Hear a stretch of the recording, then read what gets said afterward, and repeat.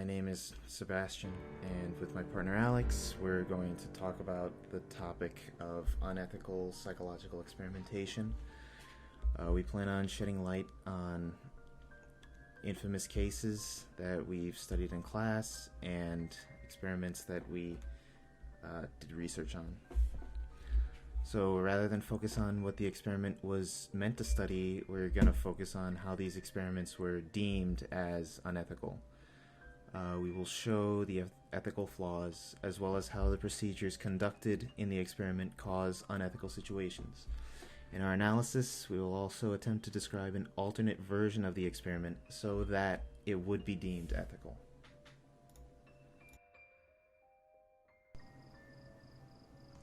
Before we further expand on the experiments and their unethical procedures, we first have to define what makes an experiment ethical in the first place.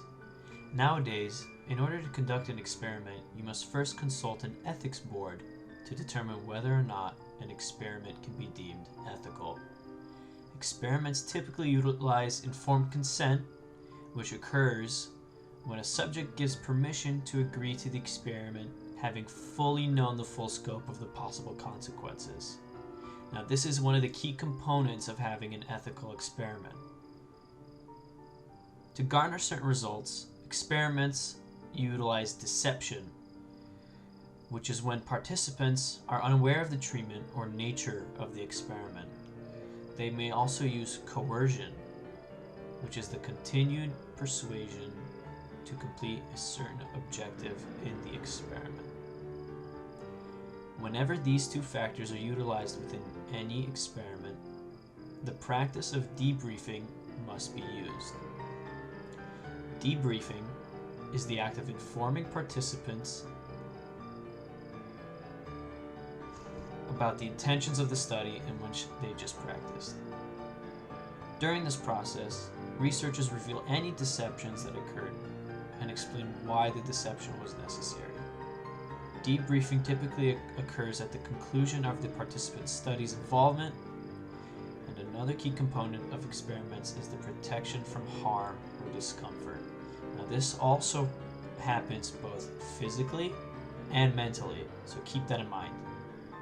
This typically entails that the experiment must protect the participants from any kind of harm or danger, again, both physically and mentally.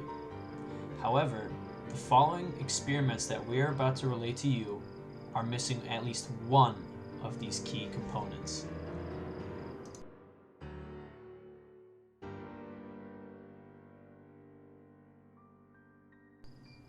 The first experiment that will be highlighted is known as the Little Albert experiment. This experiment was conducted in order to determine classical conditioning in young children. This experiment was conducted by John Watson on a young child dubbed Little Albert.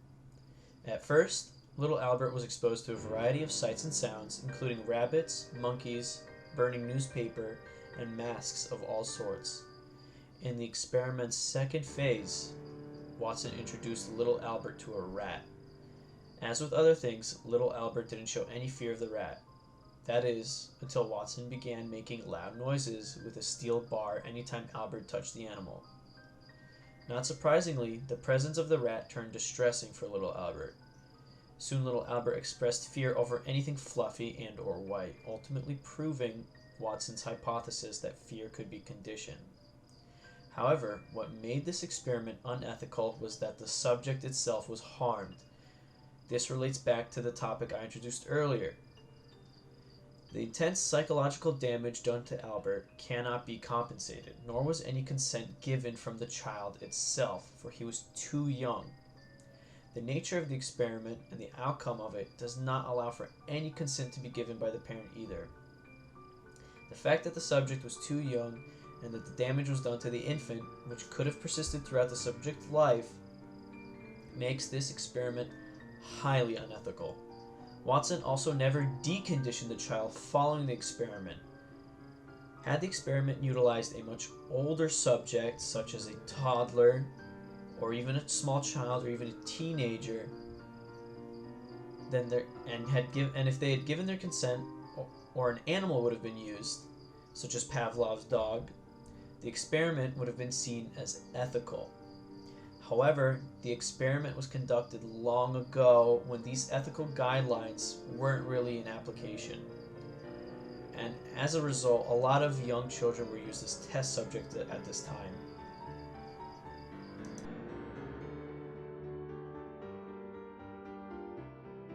The next experiment was performed by Stanley Milgram.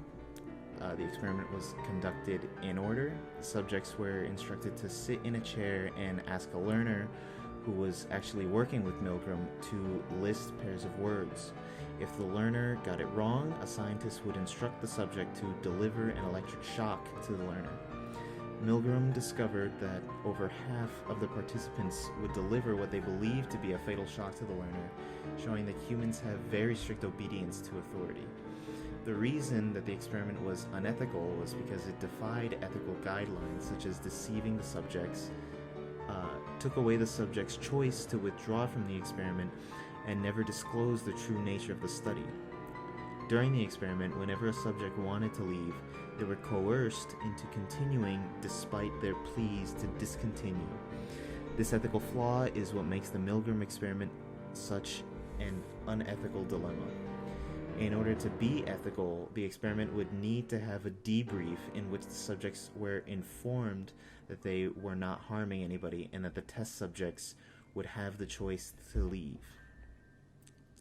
This version of the experiment, if presented today, would have been deemed ethical as it allows for debriefing and the choice to leave. You can't stand it. I'm not going to kill that man, eh? You hear him hollering? As I said before, the shocks may be painful, but they're not dangerous. They're hollering. He can't stand it. What if something happens to him? The experiment requires that you continue, teacher. Yeah, but I'm not going to get that man sick in there. I mean, he's hollering in there. You know what I mean? Whether the learner likes it or not, we must go on until he's learned all the word pairs. I refuse to take the responsibility of him getting hurt in there. He's under hollering. It's absolutely essential that you continue, teacher. There's too many left here, and geez, he gets wrong here. There's too many of them left. The next experiment, and likely the most infamous, is the Zimbardo prison experiment. This was an experiment where a psychologist kept college students in a simulated prison to gauge the effect of roles on students' behaviors. The experiment revealed the extent to which the roles given to people can affect how they treat others. After a short period of time, all the students became belligerent and routinely fought and argued, meaning that the students tasked with being the guards of the prison would beat the students and humiliate them, the students that were assigned as prisoners, and force them into degrading acts. Zimbardo himself did not expect the results the experiment gave, and the experiment itself has since been called one of the most controversial experiments in all of psychology. All in all, this experiment highlighted the extent to which our behaviors and personalities are influenced by the roles we play in society. Such influences are helpful when looking at a case like the Abu Ghraib prison scandal, where many prisoners were beaten and tortured by the guards. The entire ethical flaw of the experiment was the protection of the prisoners from harm. The prison experiment had no guidelines set by the people who made it that was put in place to protect the prisoners from psychological harm. Had the experimenters immediately stopped the experiment when the prisoners were being beaten and humiliated, then the experiment would not have been ethical, but at least would have protected the prisoners from harm. Unfortunately, in order to find the same results, it would be better to do an observational study in real-life instances, such as the events in Abu Ghraib, because this experiment and the way it was set up would have been difficult to be deemed ethical in order to garner the same results. However, if you really do need to, then it'd be better to obtain informed consent from the students and set up a guideline that can better protect the students who are participating in the experiment. On the first day, I said, this is not going to work. The guards felt awkward giving orders, and they'd say, okay, line up, repeat your numbers, and the prisoners start giggling. Hey, I don't want anybody laughing. 3, 2, 1. And then a very interesting thing happened. Dave Eshelman, who the prisoner's named John Wayne, like he's a Wild West cowboy. He begins to be more extreme. I decided that I would become the worst, most intimidating, cruel prison guard that I could possibly be. I should have seen the future that you do work when you're told.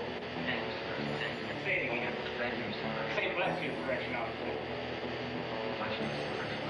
I was sort of fascinated myself that people were believing the act, and I was trying to see how far I could take it before somebody would say, okay, that's enough, stop. We did have to do things like push-ups. We would have to sing things.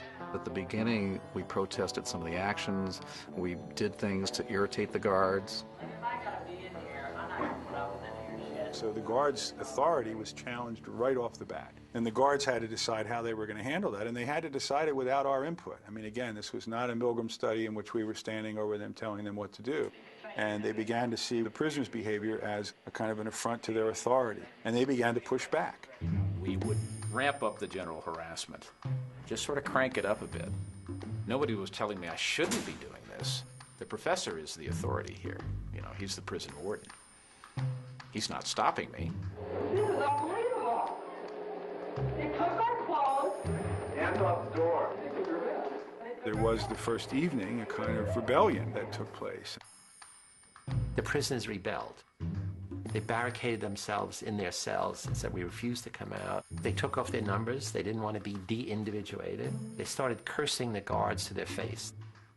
And the key turning point was the guards began to think of them as dangerous prisoners. The next experiment was conducted by a government agency. This experiment was called Project MKUltra. It was intended to test the properties of various hallucinogenic drugs as truth serums. As a result, multiple CIA operatives had slipped doses of LSD into numerous individuals' food. These individuals ranged from other operatives to average college students. The effects would then be documented. Only a small number of the individuals who were tested knew of the experiment.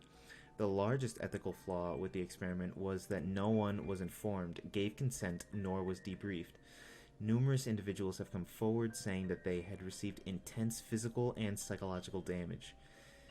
It is said that the infamous terrorist Ted Kaczynski was a victim of the experiment. In order for this experiment to be deemed ethical, informed consent and debriefing would need to be implemented. However, the use of hallucinogenic drugs that could potentially harm its subjects also violates the rules of ethics. If an individual had given their consent after finding out about the true intent of the experiment would be then deemed as ethical. However, the CIA government agency has a tendency to never listen to ethical codes and does what it pleases, as there are hundreds of more psychological experiments that are incredibly unethical conducted by this agency. If these subjects interests you, I highly recommend researching these experiments for yourselves, as it is very interesting. Now that we have discussed major unethical cases, we will now be teaching you how to find the ethical flaw in any random experiment. Typically in the AP exam, the FRQ might have a chance of having a question asking you to find an ethical flaw within an experiment and to fix it, like we have done today with these cases. This experiment does not have to be as extreme or infamous as the ones mentioned prior, and can be very mundane. A strategy we have found was to make a small checklist for ethical guidelines. If the experiment is missing any of these components, then you can use this in your answer when you try and fix the ethical flaw. If the prompt is missing any use of debriefing, informed consent, as well as the risk to the mental and physical health of the participant and/or the anonymity of the participant and the results, then you can use that in your answer and better fix the ethical flaw. For example, if the prompt contains a portion where the test scores of a random experiment will be sent out to every single participant, then the possible answers for the ethical flaw is to obtain either the consent from the participant, protect the anonymity of the participant altogether by not sending the score at all, or just sending the score from that test to just a participant that pertains to that score. If you can keep these components in mind, then encountering a question like this will allow you to be able to garner that point in the FRQ. Hopefully this will help you, and just remember, keep that small checklist.